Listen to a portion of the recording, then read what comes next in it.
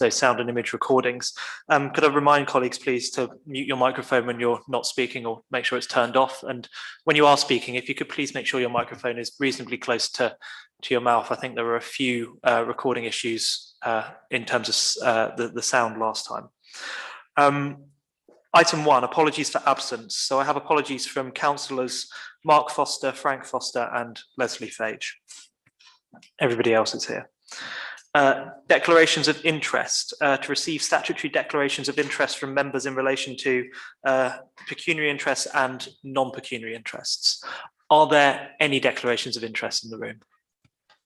No. Okay.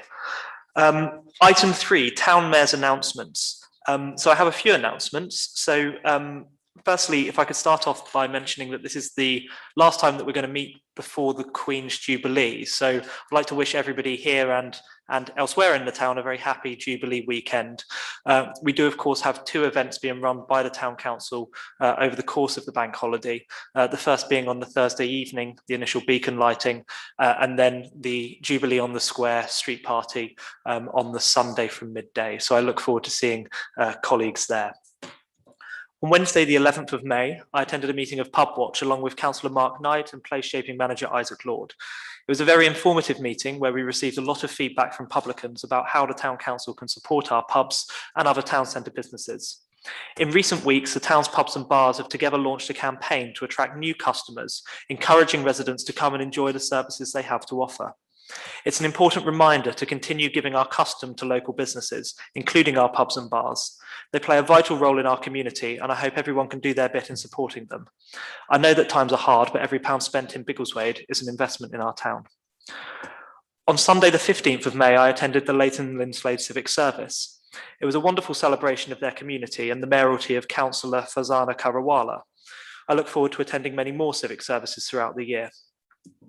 On Wednesday, the 18th of May, I joined Bedfordshire Scouts for their AGM at their new £500,000 Scout hut in Bromham. After a difficult few years of COVID, their numbers are recovering, and they now have a long list of those waiting to join. Hopefully they can encourage more Scout leaders to come forward, teaching vital life skills to our young people. On Sunday, the 22nd of May, Councillor Russell and I attended the Lord Lieutenant's service at St Mary's Church in Luton to celebrate Her Majesty's Platinum Jubilee. It was a very enjoyable service, well attended by dignitaries and charity campaigners from across Bedfordshire. So as you can see, it's been a bit of a busy fortnight. Finally, I can announce that I have chosen my Mayor's Charities for the year. St John's Hospice in Moggahanger is a tremendous local charity who have struggled to hold conventional fundraising events through the pandemic. Those who work for St John's Hospice have long nursed and cared for residents of Biggleswade. It's also a charity very close to my heart, with 2 of my grandparents spending their final days there. I'm therefore delighted to have the opportunity to raise funds for them this year. Very finally, I've decided to break with convention and pick a second charity for the year. The work of the British Red Cross as part of their Ukraine appeal has been remarkable. Their volunteers show great bravery in helping those facing desperate times. As we continue to remember those of Ukrainian and Russian origin in our community, it seems fitting for our council to do its bit in raising money to help those affected by this war. I hope that by the time my year as mayor is over, the funds which we raise can go to help those displaced by the war move back to a peaceful Ukraine. Those are all of my announcements. Sorry, they're very lengthy. Councillor Russell, did you have anything you wanted to add? No, thank you. Then I move on. Item 4, public open session, to adjourn for a period of up to 15 minutes to allow members of the public to put questions or to address the council through the through the chairman. Each speaker will have 1 3-minute slot. I'm not seeing any members of the public in the chamber. Do we have anybody online? No. Okay. Item 5, invited speaker. For members to receive an oral update from Bedfordshire Police Community Cohesion Team, PC Stephen Beer, who is not here. Do we have any update on that?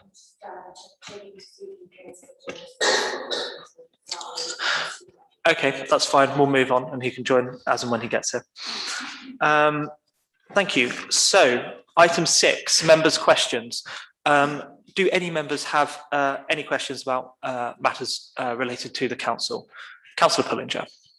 Thank you. At the last town centre management meeting, we adopted a new flag policy. Part of that policy was for the town flag to be flown from the second flagpole in the Market Square. don't believe that's yet been implemented. Could we please have an update on when it will be?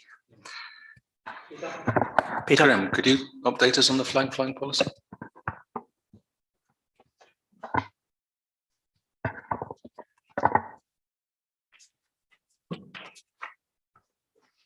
Thank you. So certainly, we are so coming out of its response to Councillor Bullinger's question. We are looking to revise obviously the policy and agree that through council with discussion from members, and then go straight live with putting up flying flags as appropriate in accordance with the new policy. okay, thank you. So if we have a town flag, the town council flag, I think it was resolved to fly that every day. Am I right in thinking? Apologies, I wasn't at TCM, but if we have one, should we fly that on the second flagpole? That'd be great. Thank you. Yes, we do have one, and we will be doing so. Indeed, one of the colleagues has actually asked about that, and we're getting back to him in terms of flying the flag at the right time. Perfect. Would be good if we could do that. I think it would be good to have both those flagpoles occupied as resolved by TCM. Councillor Woodhead. Thank you. I wasn't sadly at TCM last week as well, but I wondered if you were able to share any information as to which roads are going to be closed or have street parties during the Jubilee weekend. I don't know if we have that information, just so be useful to know for those of us in the community where these things are happening, and maybe we want to pop along or whatever. I don't know, but I think it'd be useful for people to know where they are. Yeah, Isaac, if you'd like to answer that. Yeah, thank you.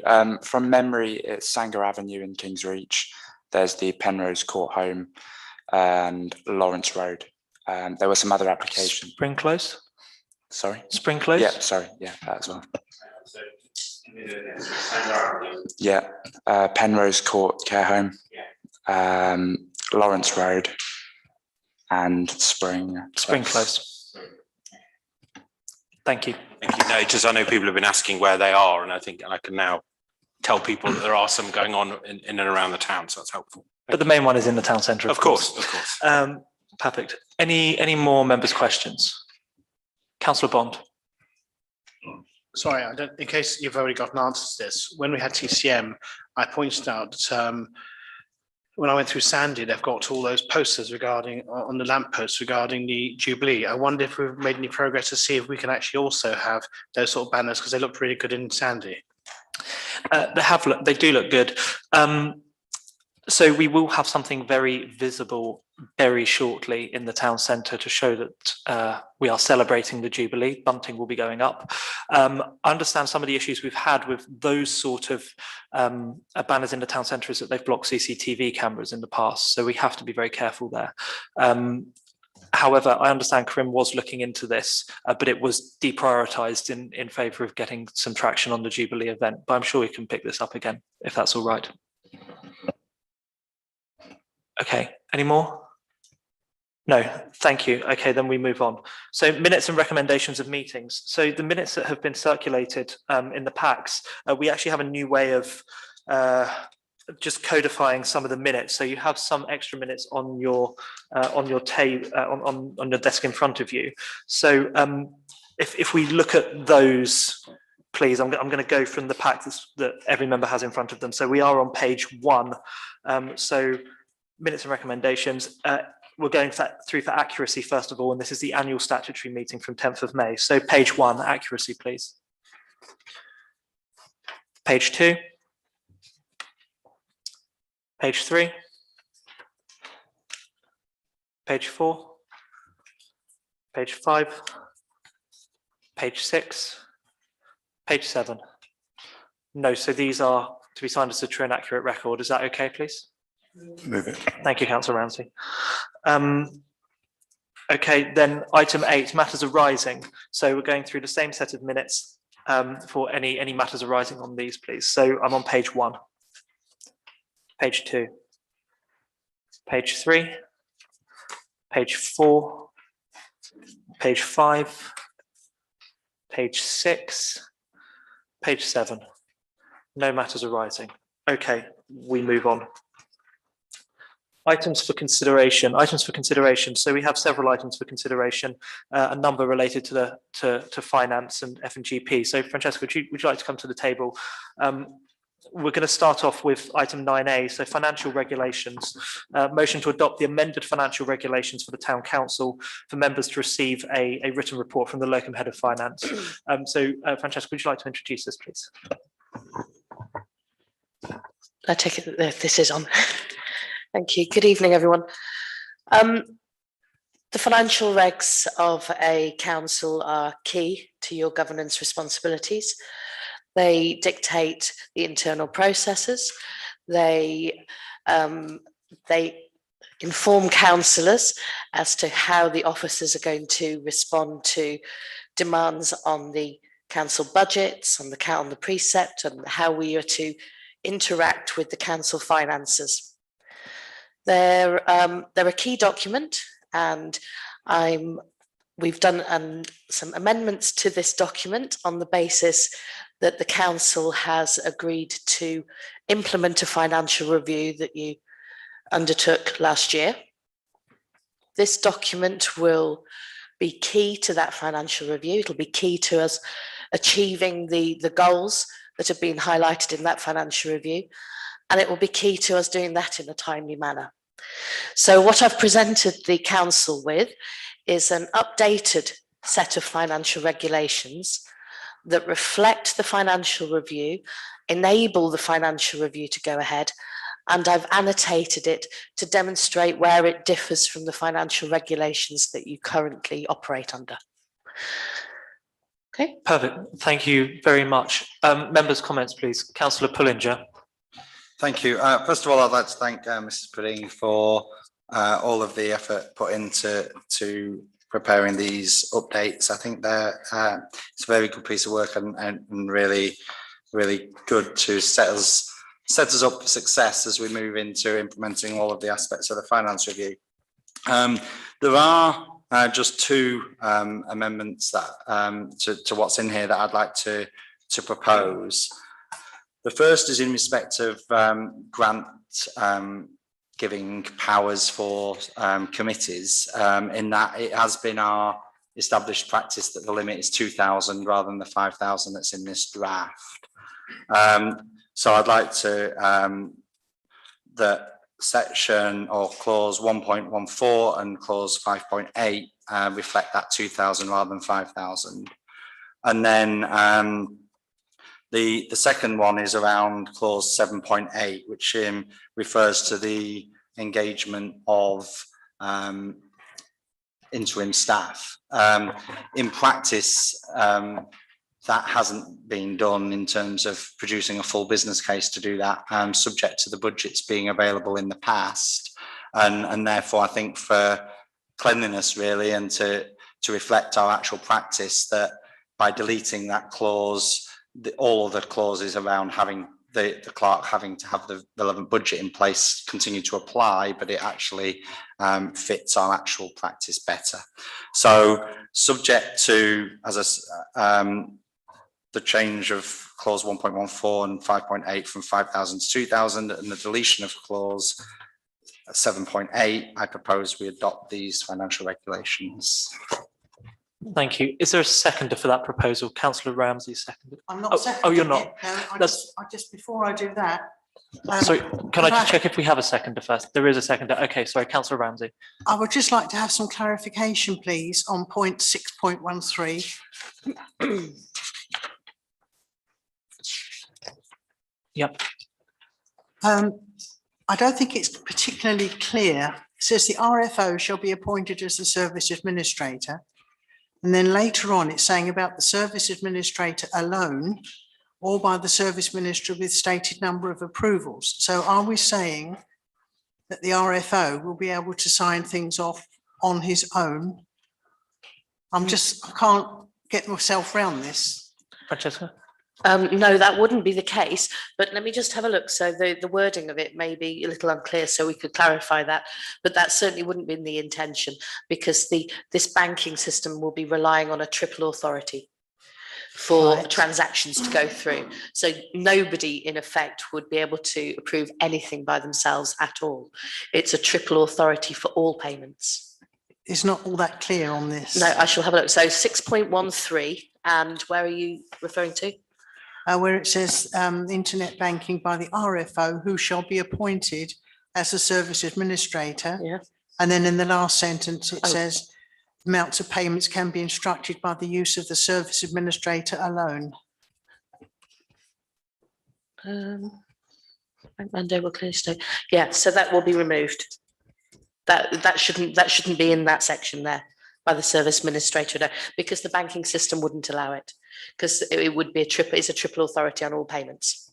Okay, could you just read out then, Francesca, if that's okay, what the last sentence of 6.13 should be? How it should read? So the bank mandate will state clearly the amounts of payments that can be instructed by the use of the service administrator. So in fact, all of that last sentence needs to come out. So it will just be, will be authorised to approve transactions on those accounts. Okay, thank you. So we're striking the last sentence. Yeah, of- the whole of last that. sentence. Are you happy with that, Councillor Pullinger? Yes, thank you. That's much clearer. Thank you. Thank you. A Yes, very I good am. spot, Councillor Ramsey. Any further comments? Councillor Russell. Well, first of all, Councillor Pullinger didn't say that the I've lost the word. Just can't find my words. It should be F&GP committee that has the £2,000 for the grants. You didn't actually say that. I didn't, because the financial regulations isn't where that's stated. That'll be stated in the scheme of delegation when we approve it. Which is a separate document, so that this doesn't need to be altered. So this doesn't need to be altered. Okay. This allows us that if council chose to give grant making powers to another committee through the scheme of delegation, it could do. Right. But we will do the actual grant of delegation to allow F&GP to make those grants through the scheme of delegation, which I believe is hopefully coming to the next meeting, or certainly a meeting. It's a shame we didn't have it all at once and we shortly. know where we are. Okay. Okay.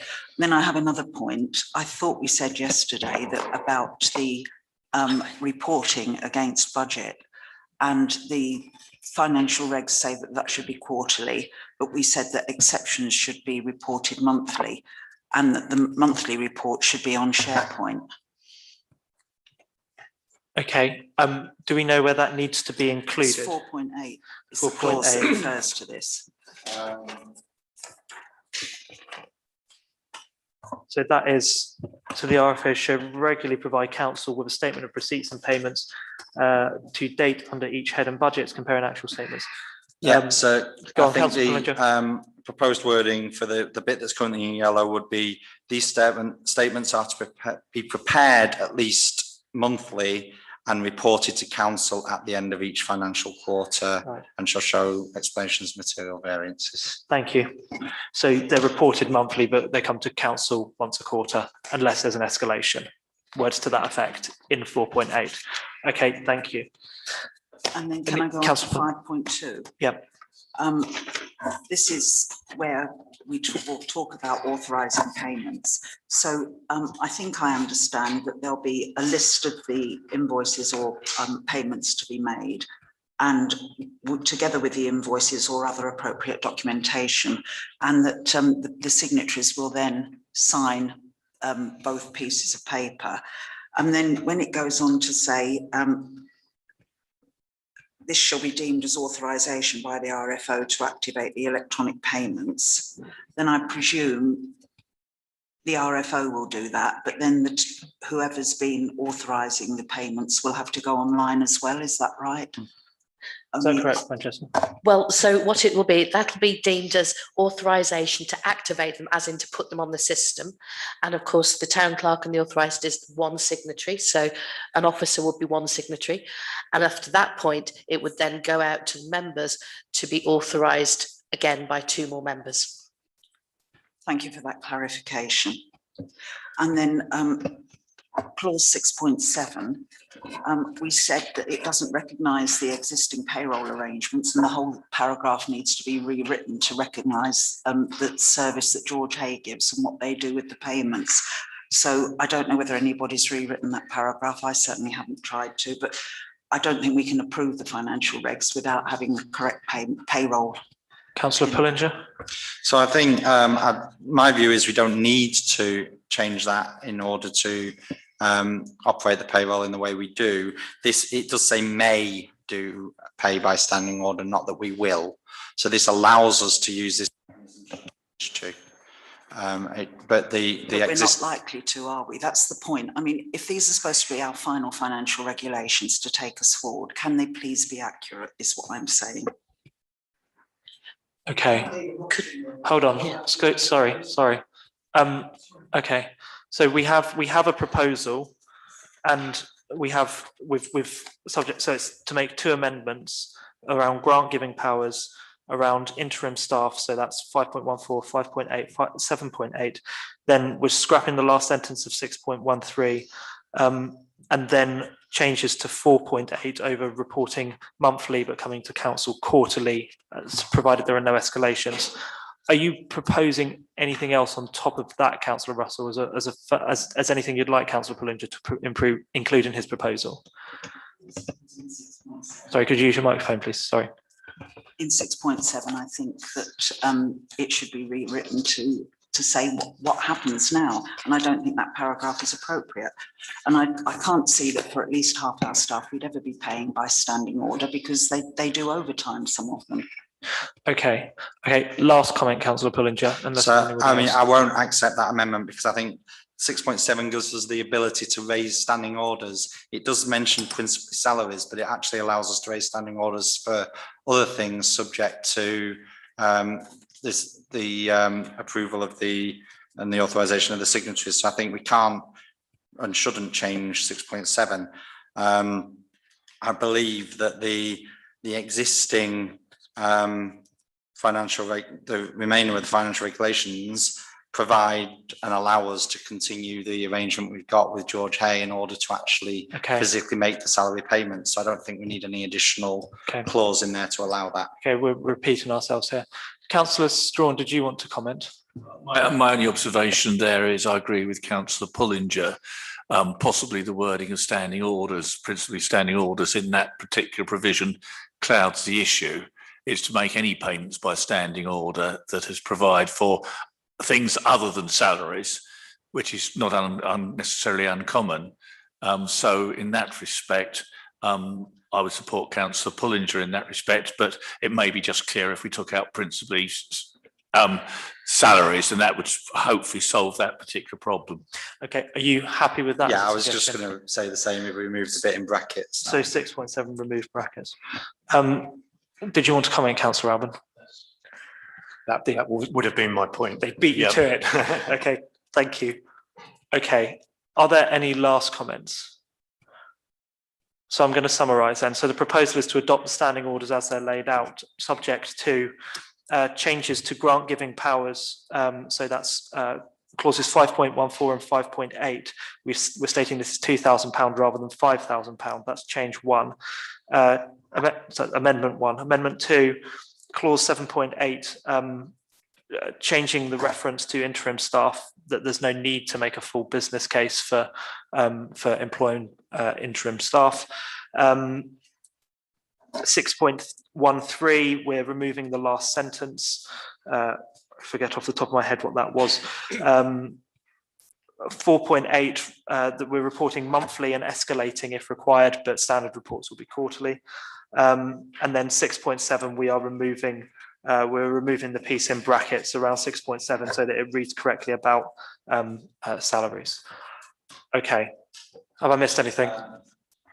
I think you said 5.14, it was 1.14. 1.14, sorry, I do beg your pardon, 1.14, not 5.14 for grant giving powers. Okay, I presume you're happy with that as a seconder, Councillor Knight. All right, all those in favour of adopting as set out? Thank you. I think that's unanimous. Thank you. So we move on then. Item 9B, banking arrangements. Motion to change the banking arrangements for the Town Council to the Unitary Trust Bank for members to receive a written report from the local head of finance. So Francesca, would you like to introduce this again? Yes, this item is something that will help us again with the financial review. It'll be in conjunction with your new financial regulations. It will enable you to be more responsive in the way that these financial regulations allow. And the Unity Trust Bank is one that is well known within the sector. At this level of council, they have experience within the sector, and the Unity Trust Bank will provide us with the ability to have the triple authorizations, be able to do these things remotely if necessary, and will enable us to be much more streamlined in our processes. I believe there have been issues with our current bank, and we've not always had the service that we've needed from them, and a happy coincidence of this being more, being easier to use. This bank is also quite a deal cheaper than our current banking arrangements. Thank you. Any comments? Councillor Pullinger. Thank you. So I fully support the recommendation. I think the fact that there are a number of reasons for that. I think Unity Trust Bank being more of a sector specialist rather than a bank which has to effectively subsidise its personal banking through its commercial operations and therefore charges more for commercial operations. The fact that it will meet our needs in terms of being able to get the reports we need in terms of having being able to implement the right processes that we need in terms of the finance review. So I'd like to propose that we move our banking arrangements to Unity Trust Bank. Okay, thank you. Is there a seconder for that? Councillor Brown. Okay, thank you. Comments, please. Councillor North. I would just like to make two comments. One is anybody who comes along offering to provide a service at vastly lower cost than what I'm paying already, I would immediately be extremely suspicious about. And these people are an unknown quantity. I know they've been around for a long time, but we've never had any dealings with them in the past, and I don't know of anybody who ever has had any dealings with them. So I'm not really very keen on this idea. And I mean, the assertion that Lloyds Bank are subsidising personal business, I don't know what evidence there is for that. Okay. And secondly, I would like to ask if we are going to go down this route, is there any way that it could be done on a sort of trial basis for 6 months and see how we get on with it, and if it really does work as we are told that it will work? Okay. In a moment, Councillor Pullinger. Are there any other comments from the floor? Councillor Russell. I'd like to ask for a recorded vote when we get to it, please. No problem. Any further comments? Councillor Ramsey. I understand that they're also involved, if we go in for this particular bank, it involves using our local post office for paying in and for dealing with cash. And I'm not particularly happy about that in view of how the post office treat their staff and things that have been going wrong. I'm not particularly happy about the fact that it's going to be partly with this bank that we can't actually see or speak to or anything else, even on the phone. And it also involves the use of the post office, which I'm not happy about. Thank you. Okay. Councillor Russell. I just have a question about why the report says, whilst we still need the distinct salary account in the short term. I thought we had a separate salary account so that the reports that come to council do not reveal the payments to our individual staff. So why will we not need a separate account after the short term? I don't understand it. Okay, thank you. Francesca, did you want to respond to some of those comments? Yes, absolutely. Yep. So the first comment is I've had quite a bit of experience with different councils. I'm a locum clerk, and so I have used and set up Unity Trust accounts in various different places. I also have a network of 1,600 town clerks, and it's regularly subject of debate how banks perform and how banks provide ease of use services for town councils. And without exception, Unity Trust always comes out on top as the preferred choice for town clerks. The second question relating to the account, the separate salary account. I mean, ultimately, I mean, so just because the bank accounts are the same bank account, it wouldn't necessarily mean that anybody has any further detail. So you get your detail in your reports based on our accounting package and not based on our bank account. And so going forward, I mean, it was, sorry, am I incorrect in that? I apologise, I shouldn't have said it out loud, but I was just saying, well, we get a list of payments. Yes, but the list of payments is what goes through the account, through the accounting package, and it's not your bank statement. So you would still get the accounting package list of payments, and your salaries would be aggregated and in no way identifiable as individuals. It would still be the case. So all it is if in future you decided that you didn't need two accounts because that could be managed by the payroll authorities that you use, payroll services that you use, or indeed if it was ever managed by officers, that would be a reduction in cost for the council, and it's just an option. That's all. Thank you. Okay, we have Councillor Brown, please. Can I just ask Francesca, can she name some of the councils that are using Unity Trust, and does she know any that's been using it for a long time? Briefly, yeah. Well, I can do. So you've got Evesham Town Council, Towyn Town Council. I believe that places like the SLCC use it. Off the top of my head, Weymouth, I think, as you got. So, I can easily get you quite a number. Shaftesbury, okay. I believe. Okay, yeah. I think we get the picture. That's all right. I'm going to count to Councillor Strawn, then we'll come back and look to move to a vote in a moment. You had a comment, Councillor Strawn. Yes, it's in relation to the salaries and the payment of salaries and the software producing one thing which might be a different report to the bank statements. If councillors are going to be doing bank reconciliations, they would see each individual entry if it was on an individual account. So whoever is doing the bank reconciliation would, I would have thought, seen the individual payments going out to employees, because it would be shown that they'll be going out as individual payments. The fact that the software package reported to council might not show it, but it would, I would have anticipated that doing a proper bank reconciliation would actually have highlighted how much each individual was getting. Have I misunderstood the situation? Francesca, do you want to come back on that? No, I mean, yes, if it was going directly into people's banks like that, it would.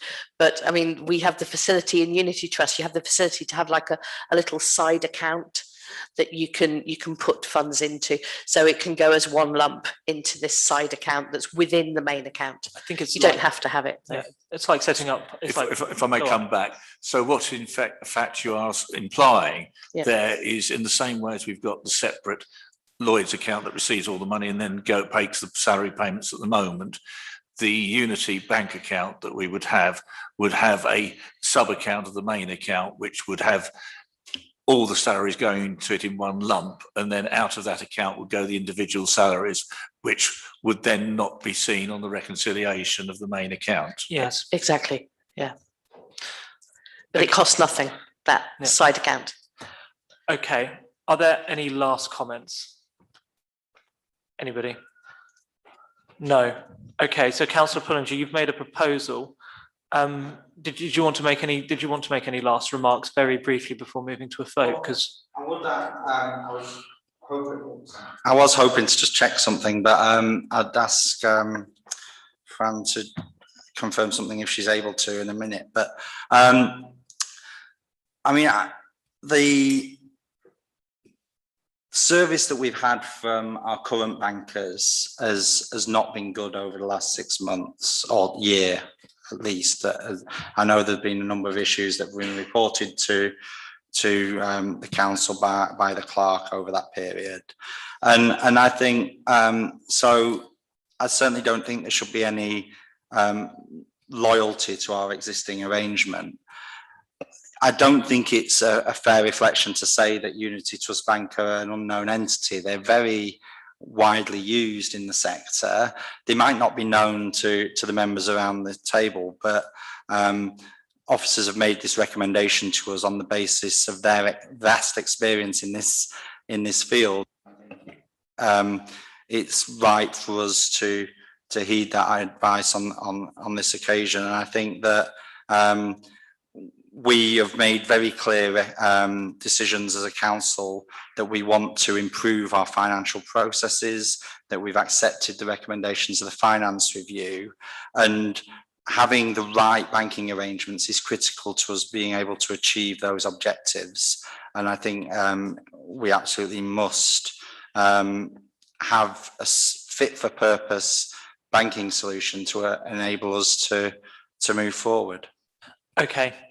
Thank you. Right, I think we've had quite a bit of debate on this then. So we've been asked for a recorded vote, standing order 10. I'm going to start on my left and I'm going to move round the room. So if you could please declare whether you're for or against the proposal. Remember to put your microphone on, please. Councillor Knight. For the proposal. Councillor Pullinger. For. Councillor Woodhead. For. Councillor Thomas. For. Councillor Ramsey. Against. Councillor Strawn. Abstain. Councillor Bond. Abstain. Councillor Brown. For.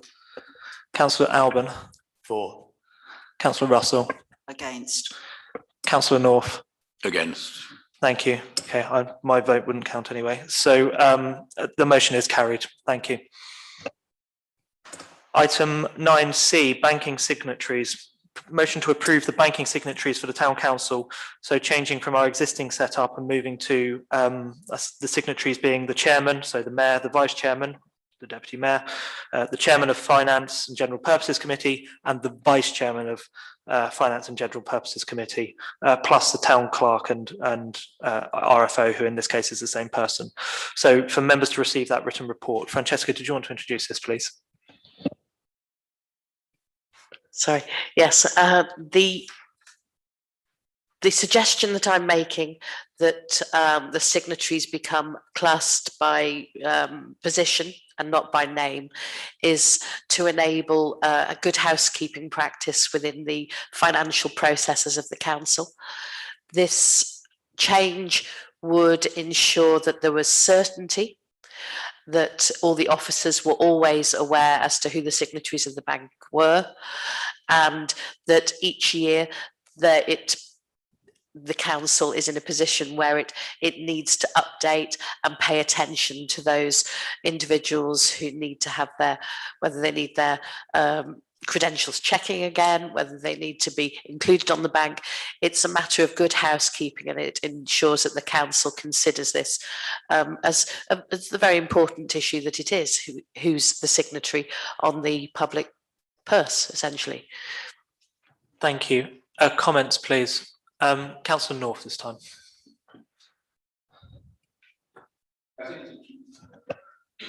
There's a statement in the report about confusion. I don't think there is no confusion about who are the signatories, so that's irrelevant. What is wrong with the current system? I don't think there is anything wrong with it. What we're doing is introducing a measure of bad governance. If I were to name 4 people who were the least appropriate to be signatories on the bank account, I would say it's the chair and vice chair of the council and the chair and vice chair of F&GP. They are the people who are running the council, in effect, and running the financial side of the council. The signatories should be other people. Ideally, if you're talking about 4 signatories, they should be people who are not chair or vice chair of any of the committees or the council. Now, that is not the case at the present time. But I think you're moving towards bad governance and bad housekeeping, if I may say so, Fran. And it's the wrong thing to do. You're introducing bad governance into the council, and I am opposed to this. Okay, thank you. Is that a proposal then, Councillor North, or not? No. Okay.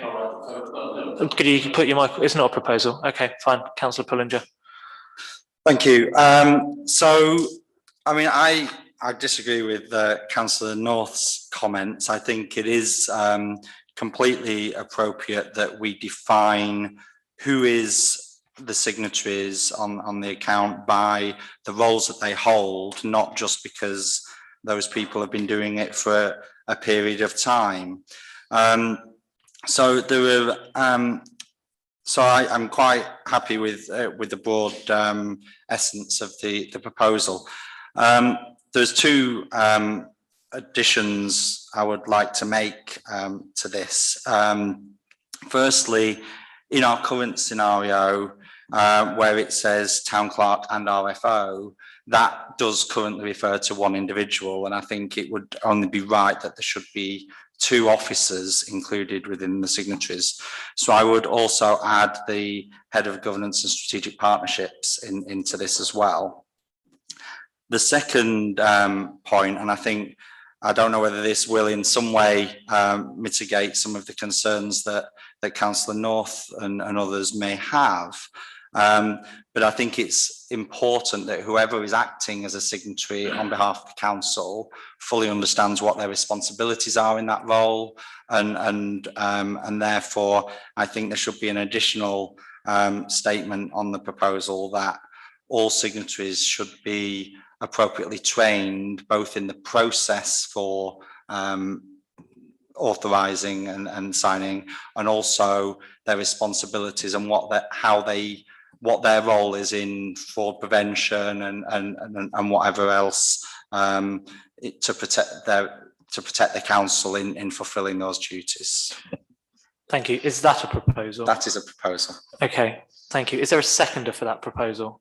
Councillor Knight has seconded. Councillor Ramsey's indicating. Councillor Ramsey. I just wanted to say that I do think the councillors that have been on this council for some time are only too fully aware of their responsibilities as being a signatory.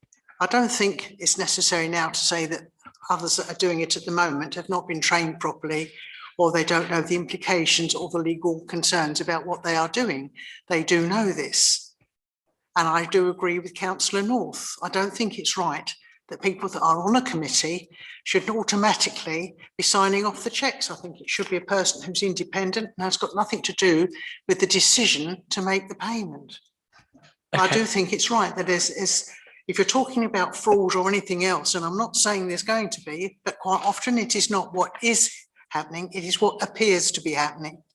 And if it appears to be a closed shop with the signatories, I don't think that's a good idea.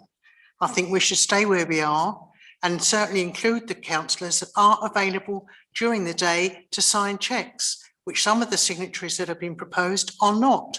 They are at work all day, and if they're working from home, they are also out and about.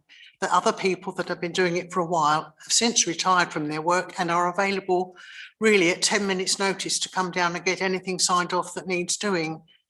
And I think it's wrong to just replace it for the sake of it. It's not a status thing or I don't know, more important than anybody else. It's just a question of being here for the convenience of the staff and for making sure that our suppliers get paid on time.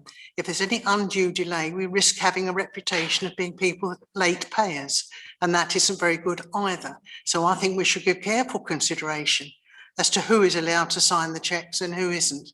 Our report is nothing to do with the role or the status or anything else. It's a question of which is more useful to the smooth running of the council and the staff and our suppliers. Thank you, Councillor Ramsey. Councillor Alban. Yeah, I was just wondering about the wording of the recommendation. So it talks about the signatories for Biggleswade Town Council will be the chair, vice chair, and then goes on to say chair of finance and vice chair of finance. So we normally refer to the chair as the mayor and the vice chair as the deputy mayor. So I wonder if that would be better wording. Otherwise, chair of the council and vice chair of the council. Probably would be. Yeah. Councillor Russell. I like what's just been suggested because I hate being referred to as a chair. That's something that gets sat on and nobody sits on me. I'd like to take issue with one of the sentences in the report before I go on to say something else. Members' authorisation is an essential element in the toolkit that officers employ to mitigate financial risk. I don't like that. Councillors insist on multi-signatories. It's not just officers, and we're not just the toys of officers in what we do. So I don't like that sentence at all. I don't think that there are enough councillor signatories I think we should have 6, not 4.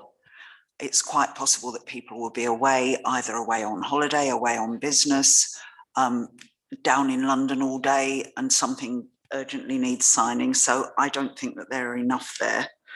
But I'd like to make it clear at this point that if we're moving to Unity Trust Bank, I will not be a signatory. I do know the bank and I will not be a signatory. So somebody other than Deputy Mayor for this year will have to take that role anyway. Thank you, Councillor Russell. Perhaps, and dare I say from the chair, I know this wasn't suggested as an amendment, but if we were to accept 6 signatories, it could be the 4 as outlined plus 2 others, potentially. I don't know whether there's room for compromise there. Councillor Strawn.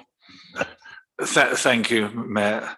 I can understand the sentiment behind having appointed officers, so it's by definition as signatories. But I think there are a very number of practical difficulties here, which are being highlighted by the availability of those particular members who are chairman and vice chairman, for want of a better description, because there's only 4 named, and there are holidays, there are people who work, people who will be away for a variety of reasons. And 4, in my mind, isn't sufficient number to guarantee the operation of the bank account appropriately. So whilst I understand the sentiments behind the motion and the definition of officer or a position rather than individuals over a period of time, there are practical issues here that do cause me concern, and I think we need to consider, not necessarily tonight, but on another, but possibly at the next meeting, a more practical method of ensuring that the bank account can be operated fully. And indeed, there may be reasons why people will not wish to be signatories for the council, and that may preclude some of the officer posts mentioned. So I don't think it would be wise to pass this motion or reject it totally tonight, because there are issues that need to be addressed and considered from a practical point of view, because if we approve this tonight, then we're tied with it with 6 months. We're looking at changing a bank account, whether one likes it or not now. We don't want to get into the same situation where we suddenly find ourselves hamstrung with a decision that we can't actually reverse without procedural difficulties, to say the least. So my personal thought is I was going to abstain on this because I'm not entirely comfortable one way or the other. But I don't think we can, I will in fact would vote against this if it was put forward tonight, simply because I don't think it's practical and feasible. So I would urge the officers and the members to reconsider. Thank you, Councillor Strong. Councillor Brown. I totally agree with what you're saying, and I think I need guidance on this. So I'm putting you on the spot yet again, Francesca. Can you just outline some of the models you've seen in other councils? What's good practice? What works? We can. I'll come to officers in a moment. If we could keep that on hold for a moment, please. We have a few others who want to comment. Councillor Pullinger. I take on board what Councillor Strawn says. I'm conscious of the fact that in order to really move to Unity Trust Bank, we also need to agree the signatories as part of that. So by delaying a decision and deferring a decision, that would effectively mean we defer implementing some elements of the finance review and moving forward with that. So I'd much prefer if we were able to move forward tonight. I think one thing that I think might help with this is if we were to say also have up to an additional 2 members as determined by council. So that so in addition to the 4 who would be signatories by their role, council may choose to appoint a further 2 on that, and that would allow, if the 4 who would be normally in position to do so are unable to, either because they don't wish to, as Councillor Russell has indicated, or because they feel that they wouldn't be able to get here to do it, that council is able to identify a further two. I think a couple of other comments I'd like to make in reference to some of the points that were made. I think it's clear the chairs and vice chairs, mayor, deputy mayor, are not the people making the decision to spend the money. We are council committees, or council make the decisions. Those members do not have power to make a decision individually in any case. In terms of making payments promptly, I would certainly hope that in the majority of cases we have some form of credit terms which gives us some time to make payments. Hopefully in most cases that will be 30 days, but I can appreciate in some cases it may be less. But in any case, by moving to Unity Bank and moving to a system where the majority of our payments are going to be made by backs rather than by cheque in the future, that would actually allow payments to be made much quicker and in a much more convenient way for the people we're paying. And in fact, the vast majority of the cheques we raise now are done on a monthly basis by our accountants rather than handwritten checks. So I don't think there's so much of a concern there. So I'd like to ultimately propose an amendment to my original proposal that we allow up to 2 additional signatories. Thank you. So the proposal is then that the recommendation is accepted as laid out. However, there is 3 people to be added to this list of 5. One is the head of governance and strategic partnership, and 2 are 2 others at the choice of the council, 2 councillors, the choice of the council. And there was then a further comment about making sure that all signatories have the right training so that they know what they're doing. I think that would be useful, if I may say that from the chair. If this were to be passed, I wouldn't mind a bit of refresher on that. Not to be swayed one way or the other. Okay, that's been seconded. Councillor Russell. Could we have a recorded vote on this, please? Yes, no problem. Councillor Knight. Okay, it's obviously a fairly controversial matter. I feel that we're at risk of making it up on the hoof a little bit. And I don't feel that a potential 3-week delay until the next council meeting would be detrimental. So I'm minded to withdraw my support for the proposal and propose that it comes back in 3 weeks' time when we've had a chance to consider the revised recommendation from officers. Okay, well, hold on. We had an initial proposal. The seconder has been removed. Is there a seconder for Councillor Pullinger's proposal? No. Okay, so Councillor Knight, you've made a proposal, and that is that this comes back in written form in 3 weeks' time. With a fresh officer recommendation in 3 weeks. Fresh recommendation. Do you want to just comment on that, Francesca? Sorry. Sorry, it was just that the council has just approved the move to the Unity Trust, and in order to move to Unity Trust, I just need to know who's going to be a signatory. Okay, okay, colleagues will have to factor that into their decision making. So Councillor Pullinger made a proposal, that seconding was withdrawn. There was no other seconder, so the proposal is to delay and have another written proposal come back to us in 3 weeks' time. So we've asked for a recorded vote. I'm going to go round the room again, please. So as laid out, Councillor Knight. For. Councillor Pullinger. Against. Councillor Woodhead. Councillor Thomas. For. Councillor Ramsey. For. Councillor Strawn. For the point of clarification, that is the deferral that this. Correct. For. Councillor Bond. For. Councillor Brown. Abstain. Abstain. Councillor Alban. Abstain. Councillor Russell. Councillor North. For. So we have 8 for, 1 against, 2 abstentions. The motion is carried, so we'll have to have this back in 3 weeks' time. Thank you. Item 9D, the reserves policy. Motion to approve a reserves policy for the town council. Members to receive a written report. We're with you again, Francesca.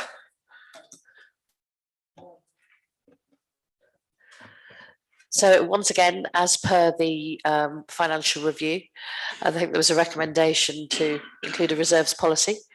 Again, it is good practice to have a policy that you will take into account at the time of budget setting, and when you actually look at your reserves and your reserve levels, you can assess them against policy and decide if they're meeting the criteria that you want. As such, I've reflected the current situation in the figures at the end, and so I commit that to the council. Thank you. Comments, please, Councillor Russell. I'd like to propose that we accept the motion as set out. Thank you. Is there a seconder for that? Councillor Ramsey seconded. Okay, any comments? Councillor Pullinger. I support the reserves policy. I would just like to propose a couple of very minor amendments, and that is in section 2 and in section 3, twice in each case, it refers to the general fund balance. I'd like to propose that in all the cases where it refers to general fund, for I think identified 4 places, that says general reserve, just for consistency. Okay, are you happy with that, Councillor Russell? Yes, I am. And Councillor Ramsey as seconder, are you okay with that? All right. Are there any further comments on the reserves policy? No. Often it's a sign of a very good piece of work when we don't have to discuss and debate it to death. So we're going to move to a vote. No unrecorded vote, but let's see how we go. All those in favour of adopting the reserves policy, congratulations, unanimous. Thank you, everybody. Well done. Okay. Item 9E, member officer protocol. Peter, I think you wanted to introduce this. Thank you. So as far as I'm aware, I haven't been able to find an existing policy connected to member officer protocol, but there may have one been existed in the past. This is a draft protocol which I put together, which is also based on generic offers in other councils. I offer it to members in the hope that it will guide and support and help the relationships between officers and members. It's an important point of reference which supports that important relationship. The contents are based on the Nolan principles, which most members will already be aware of. And it's effectively just a reiteration of good practice that supports our existing professional relationships. Thank you. Any comments, please? Councillor Knight. Thank you. So I think the policy is a good draft, and I support what's here. So I'd like to propose it is adopted, but with a couple of changes, please. So the first one's quite detailed. So it's concerning paragraph 7, which is on page 38. And in that paragraph, I'm concerned that officers' own professional view could stray too closely to opinion and potentially make it difficult for an officer to present an agreed officer position. So I would like to propose an amendment to that paragraph on line 3, removing the word own before professional views. On line 4, inserting objective and evidenced before recommendations. And on line 5, I'll repeat it all again in a second. And on line 5, replace own with professional view. So that's line 3, remove own before professional views. Line 4, insert objective and evidenced before recommendations. And on line 5, replace own with professional view. And then in relation to paragraph 26, which is on page 40, we do have political groups in this council. So I propose this paragraph is removed. So those are the 2 proposals I'd like to make. Thanks. Thank you. Is there a seconder for that proposal? Councillor Woodhead has seconded. Thank you. Are there any comments? Councillor Russell.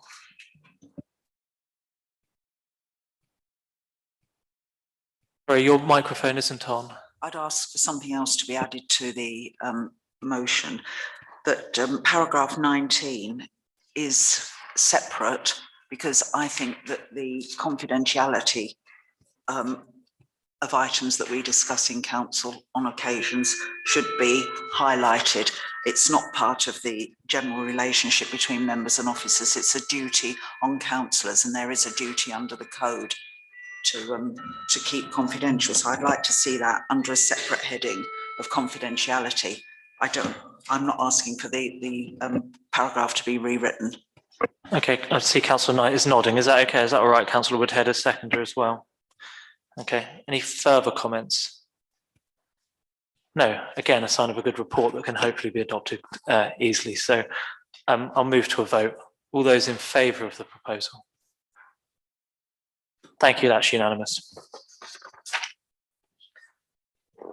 Item, different one, 9F, diversion of part of Biggleswade footpath number 24. So for members to consider correspondence and maps from Central Bedfordshire Council connected to the possible diversion of footpath 74. This is as laid out in the papers. I note if it were to be diverted, there is potentially some financial contribution there. Councillor Russell. What I think this is making what should be a fairly simple situation very complicated. The proposed new route is already used very substantially, particularly by youngsters going to and from Stratton School. I can't understand why we need a finger post on the old thing at this stage when there hasn't been a finger post for years and years. And if Chris Storrow could just simply not put a finger post in and leave things as they are, I think that's quite enough. So I think the whole situation has been complicated beyond the necessary. Are you proposing that that's our response then? Yes. Okay, is there a seconder for that proposal? Councillor Thomas, Councillor Alban? Yeah, so the fact that they want money from us to do this as well it means we should just leave it alone. Don't spend any money. Don't put a finger post up. It works as it is. There's no issue there. Yeah. The footpath will officially go over the football pitch that's marked out, but people generally don't walk over that when there's a match on. I do walk over it when there isn't a match on because it's a direct route for me, and many other people do as well. So it works as it is. Yeah.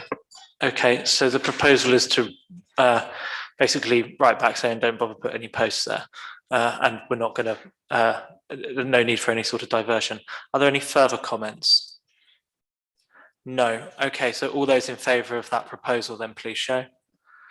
And that is carried. Thank you. Item 9G. Bomb threats and suspicious packages policy for members to consider the bomb threats and suspicious packages policy from the head of governance and strategic partnerships, particularly in relation to major events. Karim. Thank you. So this policy essentially is two policies merged into one. There's bomb threat policy and then there's a suspicious packages policy.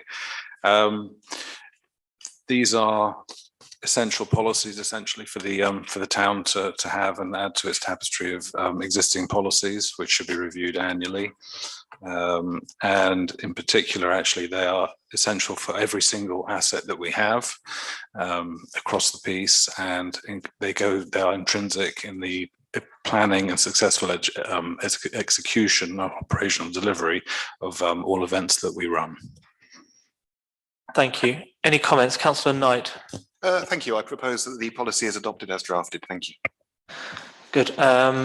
Thank you, Councillor Alban. Can I just be a pedant here and ask for removal of an apostrophe? Just definitely can.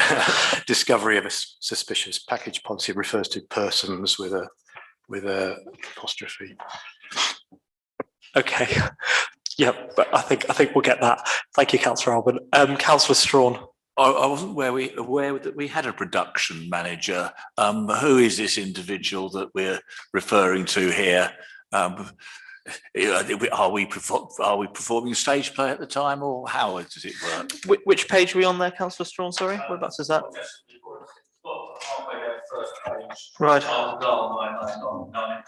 Production manager. Right. Thank you, Krim. Do you know what we're referring to there? So that when this is an event-facing type policy, so in that event, no pun intended, it would be essentially the place shaping manager, I think, or myself, Could we, Okay. with respect, I think we need a bit of clarification on that, because it's a general policy of the town council, as it appears, not a specific event policy.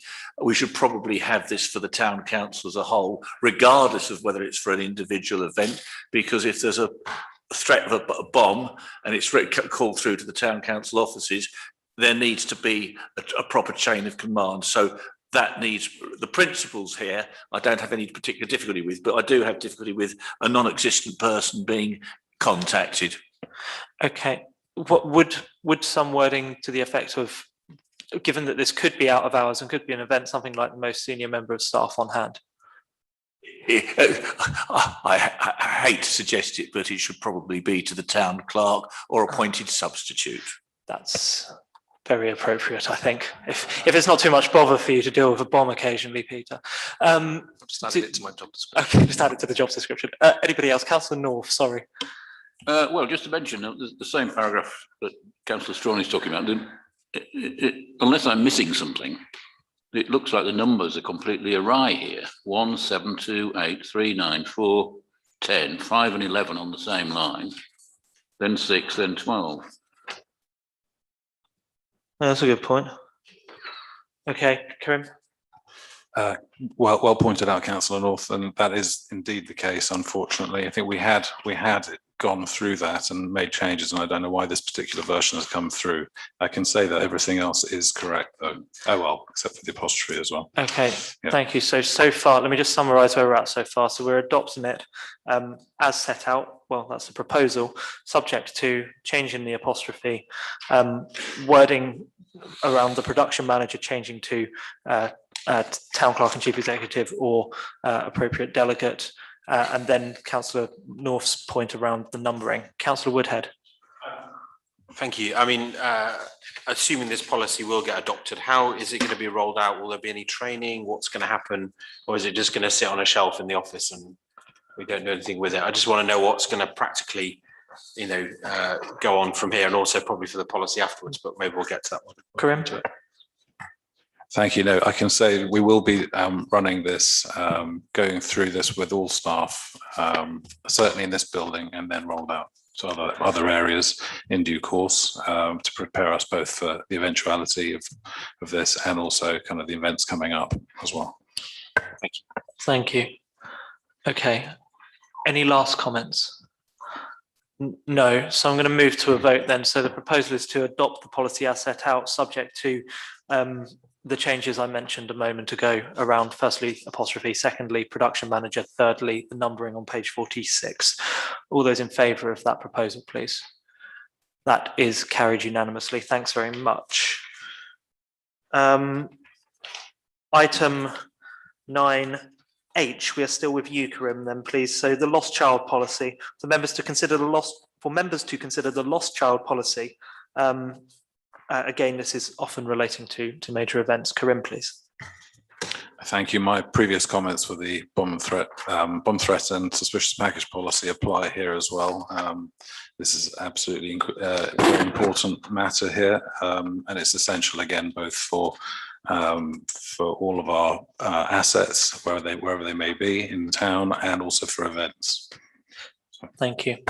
Any comments, please? I'll come to Councillor Strawn first.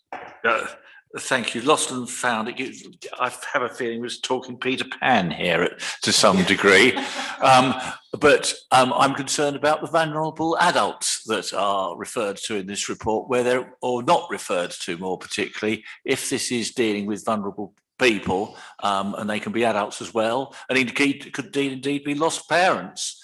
I think that there needs to be a little bit of clarification there, because there will be people, vulnerable people, people with learning disabilities, who could at large events equally be in a vulnerable situation.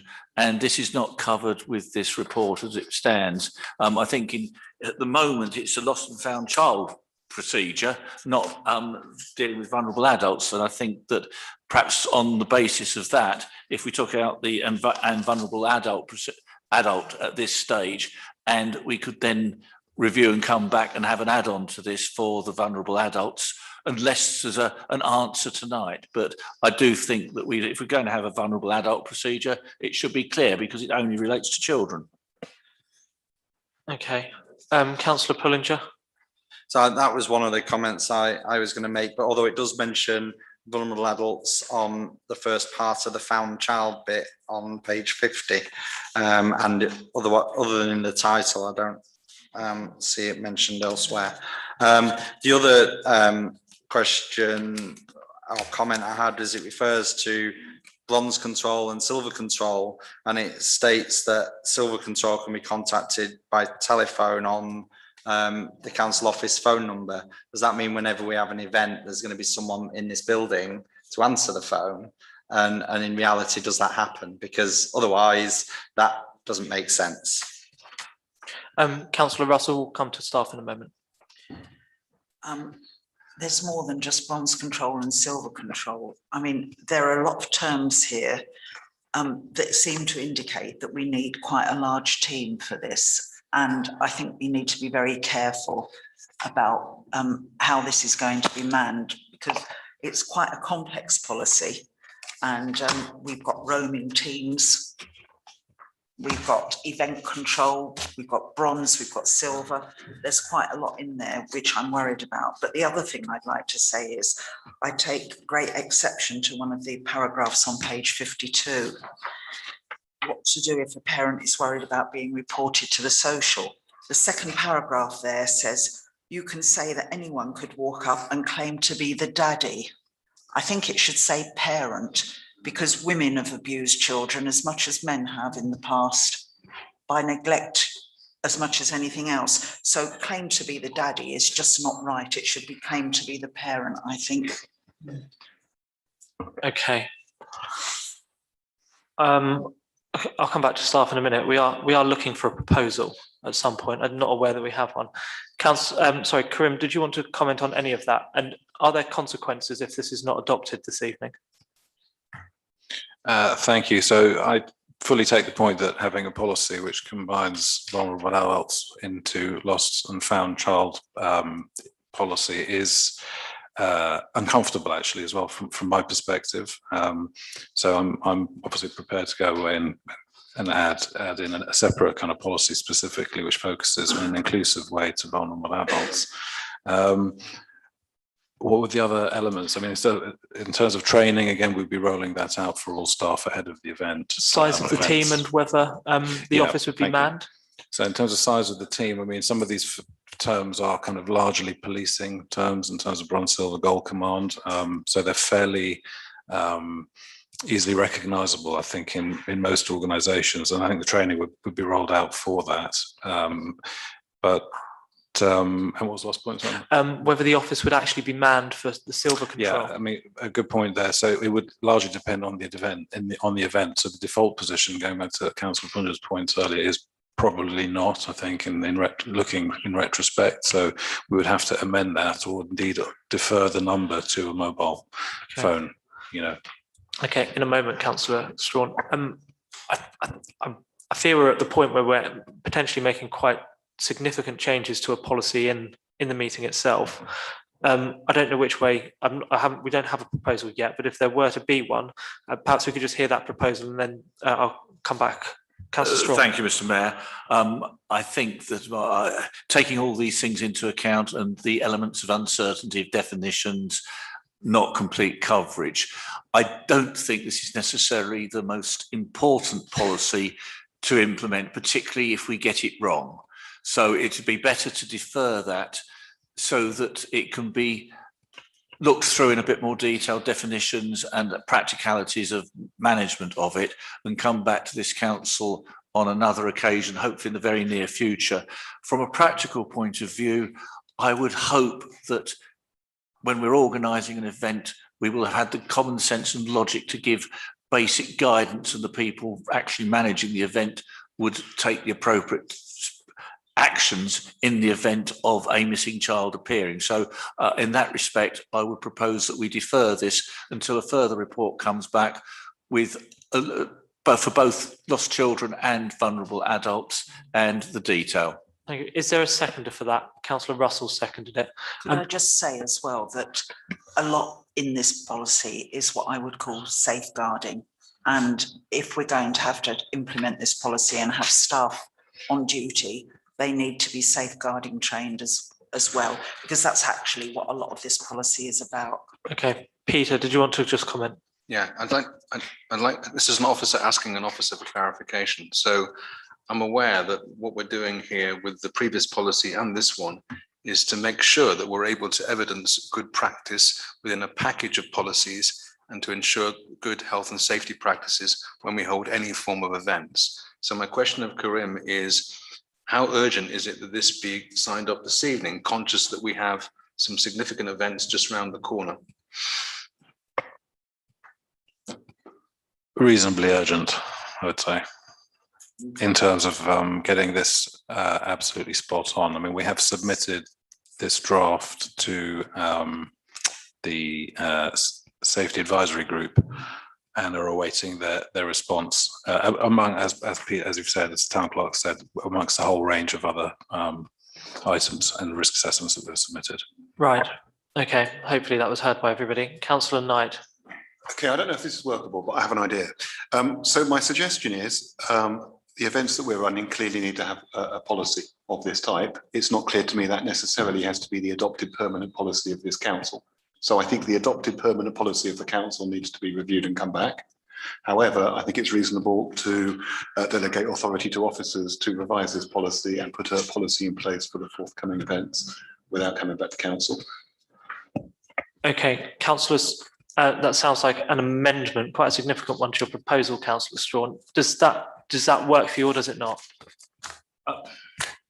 If I've understood what Councillor Knight is suggesting, is that we give the authority to the officers to submit a holding policy, for want of a better description, in the interim period to cover events that are taking place over, in particular, the next fortnight, but in the foreseeable future, but that the permanent policy, which will come back to this council for review, be deferred for a further report as a matter of urgency.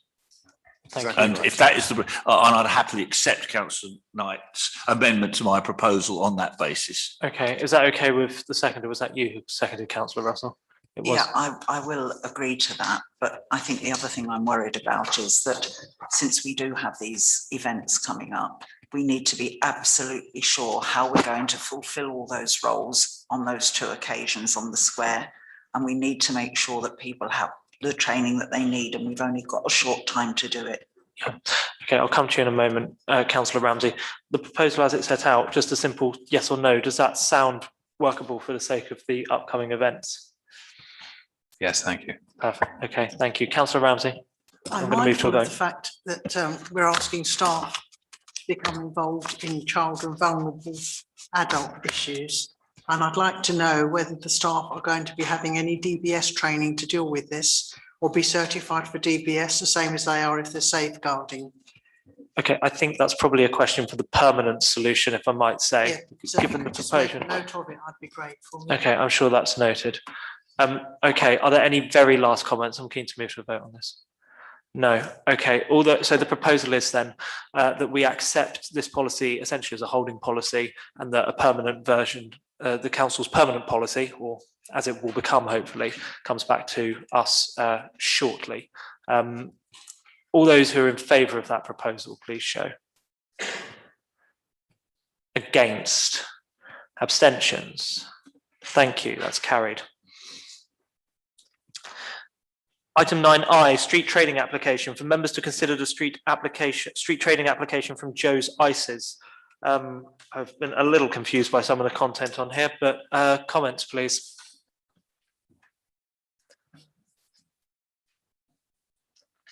Shall we just start off? Councillor Knight. I don't have any objection to this policy. I would ask that we consider, as part of responding to this, we ask Central Beds to share their policy on how they handle and consider street trader applications with us, so we're aware of the policy that they usually apply. Councillor Alban. I think they should look at their form too, because page 56 at the top, it says number 13. If the answer to 11 is no, Yeah. but the question 11 is address of premises. So it just doesn't make any sense. Okay. I mean, you can work it out, but it's not right. I see. Hence my confusion as well. Something that is probably worth noting, if I may say from the chair, is something that central beds definitely do consider is whether road closure orders are in place for where you can trade from the street. We have the authority to close marketplace whenever we want. But if somebody has a street trading application, that could disrupt our road closure potentially, right? So perhaps there's something to be said there. I think we're looking for a proposal then. Councillor North. I would propose that we have no objection to it and accept it. I wasn't expecting that. Okay, is there a seconder for that? Councillor Pullinger seconded that. Okay. Have you seconded that? No objection. Okay. Any further comments? Right. Okay.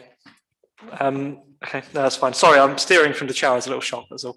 Okay. All those in favour of no. Sorry, Councillor. That's right. Okay, fine. All those in favour then of no objection. Can I just say, sorry, can we also ask what central beds' policy is as part of our response? Because I think we do need to understand what their position and policy is, and I have no idea how they make these decisions. Whether it's on the merit of the case or whether they have some underlying policy. Fine. I think you're comfortable with that, Councillor North. Okay, fine. All those in favour of no objection then, please. Right, fine. Thank you. The accounts. Councillor Pullinger, please. I'd like to propose adoption of the 4 reports as listed in the agenda. Seconder. Is there a seconder for the proposal? Councillor Knight. Any comments from anybody? No. All those in favour of adopting the accounts as set out? Thank you. Okay, planning applications. 11A, 3 Rankins Court, Shortmead Street. Works to trees within the conservation areas. In the conservation area. Any comments? Note it. Thank you. Item 11B, 29 Derring Corner, single story extension. Any comments? Subject to neighbours. Thank you, Councillor Ramsey. Is that okay? No. Item 11C, 35 Carter Meadow, rear single story extension with lean-to roof and roof light windows. Any comments? None, subject to neighbours. Okay. And item 11D, 13 Lawrence Road, first floor rear extension. Any comments? No objections, subject to neighbours. Councillor Strawn. Yeah, no objection, subject to neighbours, provided that there is no difficulty with any rights of way that may be existing over the rear of the property, because I know from having lived in Lawrence Road many years ago, there were a number of rights of way that had to be diverted when people extended out at the back. So there might be an issue there with regards to rights of way. I think it's only a first floor extension. Well, yeah. Okay, okay. That's fine. Is council comfortable with that? To say no, subject to no obstruction to rights of way. Okay, fine. Thank you. It may be my misreading of it. Apologies. Item 12, planning application outcomes. A report of the planning application outcomes as of 19th of May. Any comments? Just that it's interesting to note how long it's taking for certain applications to go through. Yes, I think there's one in particular which I know we're starting to lose patience with, and I think we all know which one we're talking about there, but I understand ward councillors are pressing very hard on this. Item 13, 13A, Neighbourhood Plan Town Council Response Letter, for members to note the response letter to the Neighbourhood Plan Examiner. So, Councillor Russell. Can I just say that I don't think this is the final version of the letter, because there are 2 typos in it and one is very important. One typo is simply that there's a 9 at the end of recognised, but the other typo is policy BSP1 at the bottom of page 85. And it says Biggleswade has been described as having the worst football provision in the country. It's county, and that change was made, not country. So can I just say that the whole point of this letter is that we are not supposed to be challenging what the inspector has said, but we are very upset that he's asking to take certain things out. Policies on page 63 at the bottom, that refers to home farm. And you'll recall that for the town council, I argued very strongly about landscaping along the A1 when home farm is developed. And the neighbourhood plan doesn't at the moment refer to landscaping, it only refers to the size of the buildings. And the other issue for us is at the top of page 85, we referred to strategic green spaces, which the examiner doesn't like. The central beds term for it in their plan is important countryside gaps.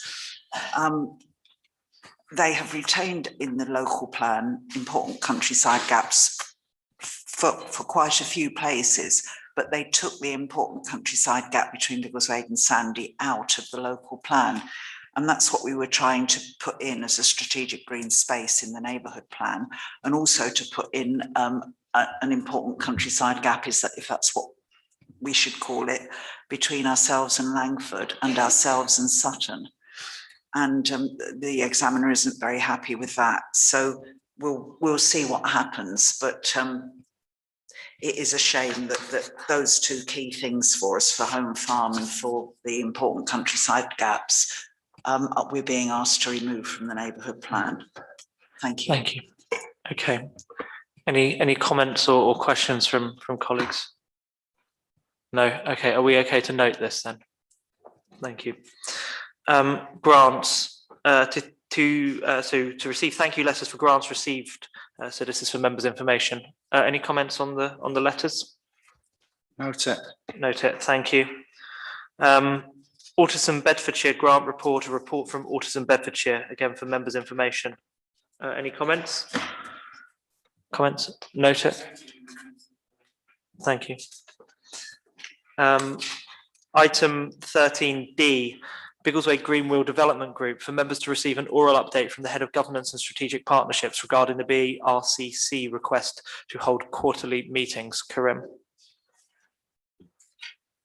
Thank you. Yes. So I think early last week we received an email from Cliff Andrews, essentially, writing out to all colleagues, both at the Town Council, BRCC and CBC as well, seeking to restart the quarterly meetings that they had held before the pandemic.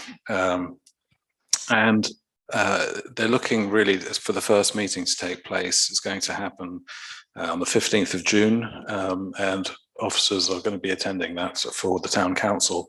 And one of the things they're going to look at to really start the process essentially for the meetings is exactly what the remit and the makeup of the group will be going forward. Thank you. And we do have delegates to this group, do we not? Councillor Russell?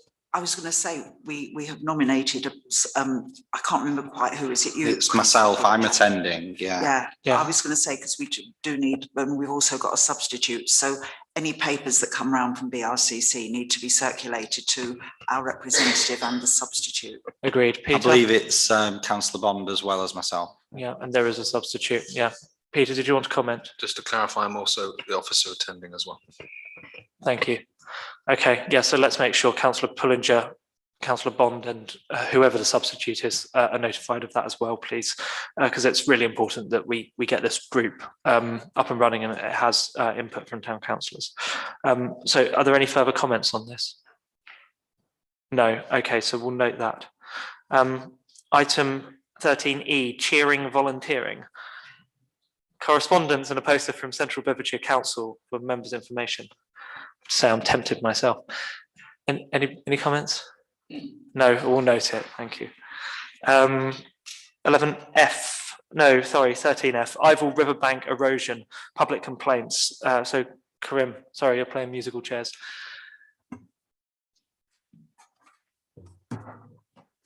Thanks. Sorry, I think I missed that one earlier. Essentially for this one, I think it's in hand and there is correspondence in the pack for this. There should be. There isn't any. That's missing. Apologies then. This is around extending the timeline. If I think it's is going to be a mid-November solution to the project, which has been quite tricky to resolve from CBC's perspective. Okay. What are we talking about? That's what I could remember. Okay, so this is, soil so erosion. I presume this is the piece of path, of the footpath along Kingfisher Way, or the Kingfisher Walk or whatever it's called, along the west side of the Ival, near where the Harrises live, that's falling into the river.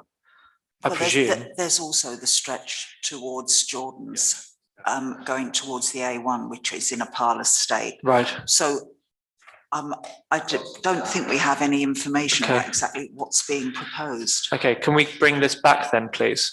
Let's just bring this back to council rather than speculating. Can we, sorry, Karim? That's fair. Certainly, sorry, we can. I should say that we've received an email which has set out exactly what's going to be happening, and that they've been apologising essentially for the delay to this, and the information is forthcoming soon. But like I say, some of the resolutions of the project to correct the work should be around mid-November 2022. But I will provide obviously more information as soon as we get it. Okay, let's bring back what that project is then, please, because I think it's important that we know what's going on around the Green Wheel and along the side of the river. And if there are public complaints about things, then, you know, that's okay, but we will get that sorted. No, that's fine. So we'll bring this back to council then, please, when we figured out what that project is. Any further comments, or is that okay? Okay, thank you. Item 13G, Biggleswade Twinning Association. I think this is an error. This was on the last council meeting. So I presume there are no further comments on this. Okay. Item 14, public open session, to adjourn for a period of up to 15 minutes to allow members of the public to put questions or to address the council through the chairman with respect to any business that's on the any business of the town council. Each meeting, each speaker will have 1 3-minute slot. Do we have anybody who's joined? No. Okay. Good. I'll let off lightly. Item 15, exempt items. So we have several exempt items to discuss. So can somebody move the resolution that we move into exempt session, please? Move it. Thank you. All right. Any dissent? No, then we go into exempt session. Thank you. This first part of the meeting is closed.